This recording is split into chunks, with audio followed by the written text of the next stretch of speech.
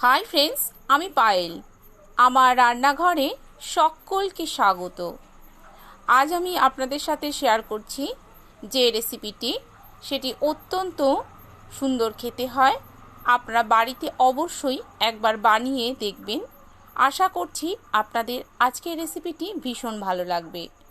আমার চ্যানেল যদি না এখনও সাবস্ক্রাইব করে থাকেন, তাহলে আমার চ্যানেলটিকে সাবস্ক্রাইব করে নেওয়ার অনুরোধ রইল। পাশে থাকা বেল বাটনটিকে অবশ্যই প্রেস করে দেবেন, তাহলে আমি যখনই কোনো ভিডিও আপলোড করব দ্রুত নোটিফিকেশান আপনার কাছে পৌঁছে যাবে। রেসিপিটি বানাবার জন্য সবার প্রথমে একটা মিক্সি জার আমি নিয়ে নিয়েছি, আর এর মধ্যে দিয়ে দিচ্ছি এক আঁটি ধনেপাতা। ধনেপাতার মধ্যে দিয়ে দেবো হলুদ গুঁড়ো, লঙ্কার গুঁড়ো, জিরের গুঁড়ো, ধনের গুঁড়ো আর কাশ্মীরি লঙ্কার গুঁড়ো। সব কিছু মশলা আমি এখানে 1 চামচ করে ব্যবহার করেছি। এবারে এর মধ্যে জল দিয়ে এটার একটা পেস্ট আমি বানিয়ে নেব।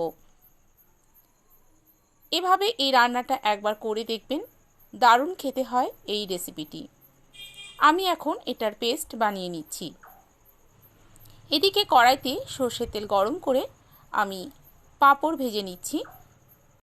এভাবে সর্ষের তেলে পাঁপড় ভাজলে এর স্বাদ দারুণ ভালো হয়।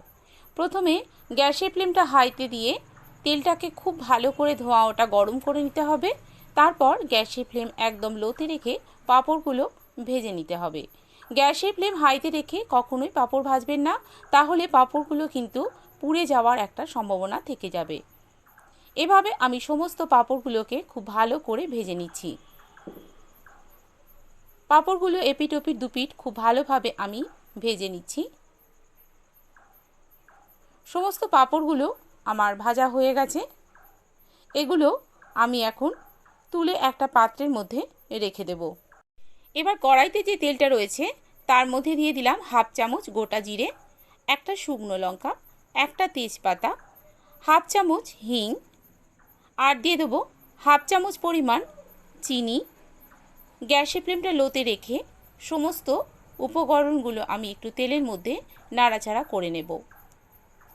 প্রায় 10 থেকে 15 সেকেন্ড মতো আমি নাড়াচাড়া করে নিয়েছি। এবারে এর মধ্যে আমি এখন দিয়ে দেবো একটা বড় সাইজের টমেটো বাটা। এখন আমি টমেটোটাকে খুব ভালো করে কষিয়ে নেব, যতক্ষণ না টমেটো থেকে তেল ছেড়ে বেরিয়ে আসছে আর টমেটোর কাঁচা গন্ধটা চলে যাচ্ছে, ততক্ষণ পর্যন্ত টমেটোটাকে আমি খুব ভালো করে কষিয়ে নেব। দেখুন, টমেটোটা থেকে কিন্তু তেল ছেড়ে বেরিয়ে আসছে। এখন আমাদের টমেটোটা কিন্তু কষানো একদম রেডি হয়ে গেছে। এর মধ্যে এখন আমি দিয়ে দিচ্ছি আদা বাটা। আমি এখানে 1/2 চামচ আদা বাটা দিয়েছি, আর দিলাম যে মশলাটা আমি করে রেখেছিলাম সেই মশলাটা। আবারও খুব ভালো করে মশলাটাকে কষিয়ে নিতে হবে, যতক্ষণ না আবারও তেল ছেড়ে বেরিয়ে আসছে। এখন আমার মশলা কষানো রেডি হয়ে গেছে। দেখুন, ওপরে তেলটা ভেসে উঠেছে। এর মধ্যে এখন আমি দিয়ে দিলাম আগে থাকতে সিদ্ধ করে নেওয়া আলু। তারপর আলুর সাথে মশলাটাকে আবারও 2 থেকে 3 মিনিট ধরে কষিয়ে নেব। আলুটাকে আমি মিডিয়াম ফ্লেমে 2 থেকে 3 মিনিট ধরে কষিয়ে নিচ্ছি। আর এই কষাতে কষাতেই মাঝখানে দিয়ে দিলাম পরিমাণ মতো লবণ। তারপর আবারও খুব ভালো করে মিশিয়ে নিচ্ছি। এখন আমার মেশানো রেডি হয়ে গেছে। দিয়ে দিলাম পরিমাণ মতো গরম জল। এখন আমি ঢাকা দিয়ে এটাকে 2 থেকে 3 মিনিট রান্না করে নেব লো ফ্লেমে।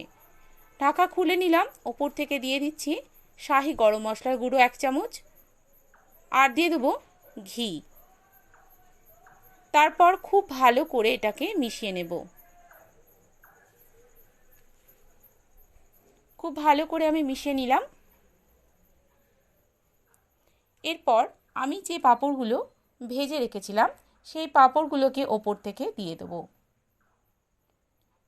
এভাবে সব পাঁপড়গুলো ওপর থেকে দিয়ে দেওয়ার পর আমি এখন এটাকে ঢাকা দিয়ে রেখে দেবো স্ট্যান্ডিং টাইম 2 থেকে 3 মিনিটের জন্য। 2 থেকে 3 মিনিট পর ফিরে এলাম। এখন আমি সব কিছু আবারও খুব ভালো করে নাড়াচাড়া করে মিশিয়ে নেব। মেশানো আমার হয়ে গেছে। এখন আমি এটাকে গরম গরম ভাতের সাথে পরিবেশন করব। আমার আজকের এই আলু পাঁপড়ের তরকারি রেসিপিটি আপনাদের কাছে কেমন লাগলো? যদি ভালো লেগে থাকে তাহলে প্লিজ লাইক, শেয়ার, কমেন্ট করার অনুরোধ রইল। আজ তাহলে এই পর্যন্তই। আবার রান্নার নতুন কোনো ভিডিও নিয়ে আপনাদের সামনে হাজির হয়ে যাব। আপনারা সবাই ভালো থাকবেন, সুস্থ থাকবেন, সাবধানে থাকবেন। আমার রেসিপিটি এতক্ষণ ধরে দেখার জন্য আপনাদেরকে অসংখ্য ধন্যবাদ।